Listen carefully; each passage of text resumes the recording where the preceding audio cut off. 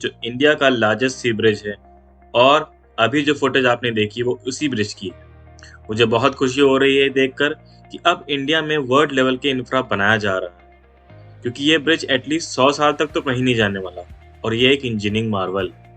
इस वीडियो में ना सिर्फ हम बात करेंगे इस ब्रिज की, बल्कि मैं आपको ये बताऊंगा कि इस ब्रिज की शुरुआत कब हुई, उसकी क्रोनोलॉजी क्या है, इंडिया में इससे पहले कौन से ऐसे लॉन्ग ब्रिजेस हैं, उन्हीं से जुड़े कुछ रोचक तथ्य।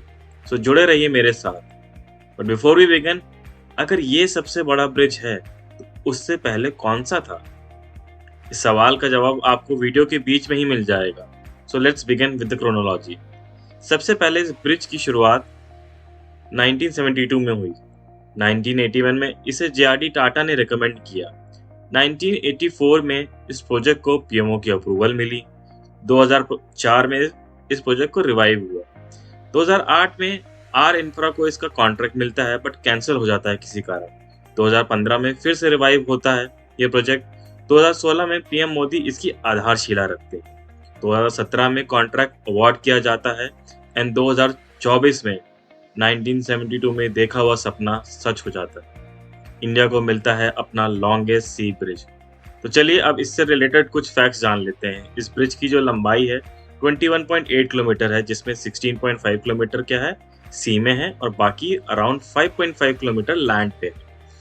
कंस्ट्रक्शन इसका अप्रैल 2015 में स्टार्ट हुआ है एंड लगभग 5.5 साल में लग गए इसे बनने में। इसकी लागत 17,843 करोड़ यानी 17,843 crore which is approximately $2.2 billion है। ये ब्रिज हर दिन लगभग 17,000 व्हीकल्स को हैंडल करेगा। स्पीड लिमिट है इस व्हीकल की 100 किलोमीटर पर आवर रखी गई है। और अब बात करते हैं ट्रैवल टाइम की, जो कि सबसे ज्यादा इम्पोर्टेंट है। ये मुंबई से नवी मुंबई का टाइम 2 आवर से लग के 20 मिनट कर देगा। मुंबई से पुणे का टाइम जो कि पहले 3 आवर्स था उसे 90 मिनट कर देगा।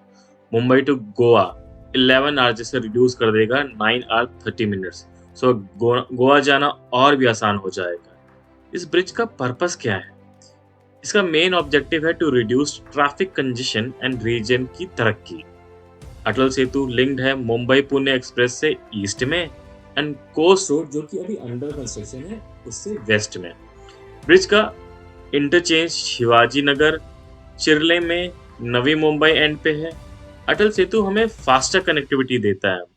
Propose Navi Mumbai international airport हो या जवाहरलाल पोर्ट हो, मुंबई पुणे एक्सप्रेसवे या मुंबई गोवा हाईवे जैसे हमने ऊपर भी बात की थी, पुणे गोवा ये सब जाने के लिए इनका टाइम रिड्यूस कर देगा। ये आप देख सकते हो प्रपोज्ड एयरपोर्ट है ये नवी मुंबई का।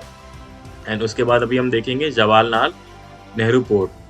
ये इंडिया के one of the largest and busiest port में आता है। अच्छा, प्रोजेक्ट 97% कंप्लीट हो चुका है। बस थोड़ा सा इलेक्ट्रिफिकेशन रिलेटेड या pole installation, toll booth and system integration ही से रिलेटेड ही वर्क बचा हुआ है। सी लिंक में 3+3 मतलब 6 लेन होंगे टोटल, प्लस एक इमरजेंसी लेन होगी दोनों साइड। इसमें 7 OSD मतलब ऑर्थोट्रोपिक स्टील डेक का यूज हुआ है, जिनकी लेंथ 90 से 180 मीटर्स होगी। ये मेथड आया तो 1930s में था to make a efficient cost effective bridges, but इसका यूज पहली बार हुआ है इंडिया। इंटरचेंज जैसे आप देख सकते हो कि ये आप ना ऑटोमेटिक फिटिंग भी कर सकते हो, जैसे आप प्लाई का फिटिंग करते हो ना, ये देखिए उस तरह फिटिंग हो जाती है। इस ब्रिज का शिलान्यास करते वक्त हमारे पीएम ने जापान के पूर्व पीएम शिंजो अबे, जो कि एक विजनरी लीडर है, उन्हें भी याद किया और बोला कि हम दोनों ने इस ब्रिज को पूरा करने की कसम खाई थी। आपको बता दें ये प्रोजेक्ट रुक गया था बट जापान ने इन्फ्यूज किया 15,109 करोड़। सो बेसिकली लोन दिया जिका यानी कि जापान इंटरनेशनल कोऑपरेशन एजेंसी। और एक बात बताएं, जापान के लोन बहुत सस्ते होते हैं, मेयरली 0.1% से 1% के बीच में ही होता है और उनकी जो ड्यूरेशन भी होती है वो बहुत ज़्यादा होती है, लाइक 30 ईयर्स 50 ईयर्स तक की इस लोन हमें मिल जाता है। तो इस कारण ये प्रोजेक्ट कंप्लीट हो पाया। जापान की दोस्ती ट्रूली रिमार्केबल है, मैं तो ये कहूँगा। अब हम बात करते हैं हमारे क्वेश्चन की कि इस ब्रिज ने किसे रिप्लेस किया है to become the largest bridge, and उसके साथ ही हम बात करेंगे इंडिया के लार्जेस्ट ब्रिज एंड वर्ल्ड के लार्जेस्ट ब्रिज की भी चर्चा करेंगे। Dhola Sadiya bridge also known as Bhupen Hazarika bridge. अच्छा, ये लिस्ट है इंडिया के लार्जेस्ट ब्रिजेस की, जिसमें आप देख सकते हो कि अटल सेतु अब सबसे ऊपर आ चुका है। उसके बाद है भूपेन हजारिका और है दिबंग रिवर ब्रिज। महात्मा गांधी सेतु भी है और ये बांद्रा वर्ली सी लिंक, ये की बहुत ही फेमस भी है महाराष्ट्र मुंबई में। अच्छा, जो भूपेन हजारिका हैं, ये कौन थे? ये इंडियन सिंगर भी थे, लिरिसिस्ट भी थे, म्यूजिशियन भी थे, पोएट भी थे, एक्टर भी थे, आर्टिस्ट भी थी, एडिटर भी थे, फिल्म मेकर भी थे, प्रोफेसर भी थे एंड पॉलिटिशियंस भी। तो आप समझ सकते हो ना कि ये क्या नहीं थे। He was also known as the bard of Brahmaputra. तो ये इससे पहले इंडिया का सबसे लंबा ब्रिज था। इसकी लंबाई 9.15 किलोमीटर है। ये एक बीम ब्रिज है जो कि लोहित ब्रह्मपुत्र की एक ट्रिब्यूटरी है, उस पे बना है। आप देख सकते हो उस ब्रिज का फुटेज जो लगा हुआ है। ये धोला एंड सदिया को कनेक्ट करता है, जैसा कि ब्रिज के नाम में ही है। यानी कि आसाम में ये दोनों जगह हैं, धोला एंड सदिया। तो इसे एक्सेस मिलता है यहाँ से हमें अरुणाचल प्रदेश का।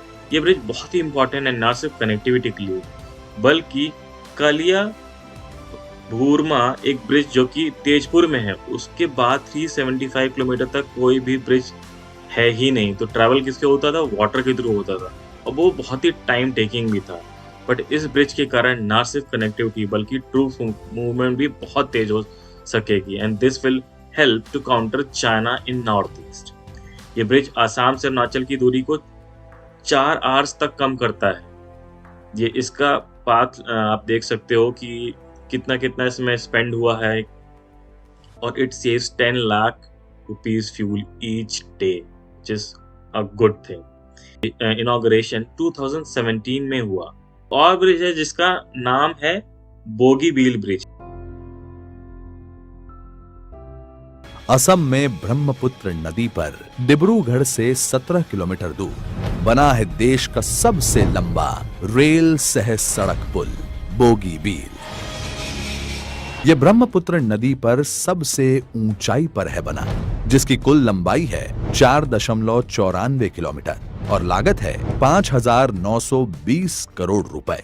डबल लाइन ब्रॉड गेज के साथ 3 लेन रोड की विशेषता वाले इस पुल के निर्माण में ब्रह्मपुत्र नदी में हर साल आने वाली बाढ़ का रखा गया है विशेष ध्यान।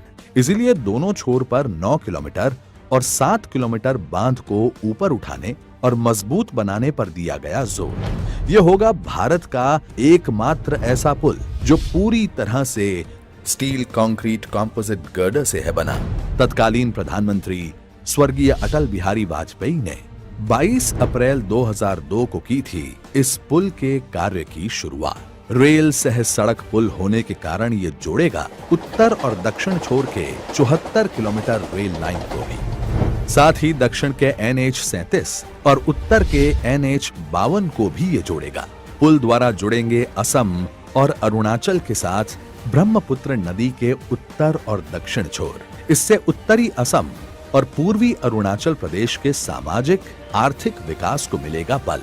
पूर्वोत्तर की बढ़ेगी रेल कनेक्टिविटी, डिब्रूगढ़ पहुंचना होगा आसान, जिससे गुवाहाटी में कंजेस्शन। डिब्रूगढ़ से वाया उत्तर छोर का अंतर वाया रंगिया 170 किलोमीटर होगा कम। साथ ही डिब्रूगढ़ से गुवाहाटी वाया मोरनहाट की दूरी भी होगी 50।